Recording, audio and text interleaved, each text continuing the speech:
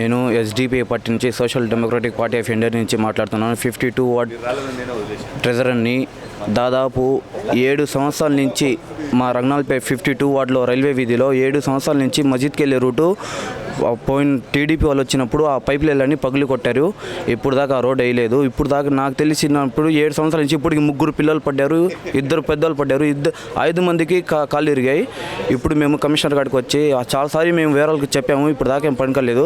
Commissioner sir ఇక్కడికి వచ్చి complaint చేసాము. కమిషనర్ సార్ ఏంటంటే ఈ 2 రోజుల్లో ఎట్టొకటి చేస్తారని చెప్పారు. అది చేయలేని కొద్దిగా మేము ఎస్డిపి తరపు నుంచి ఆదేశిస్తున్నాము.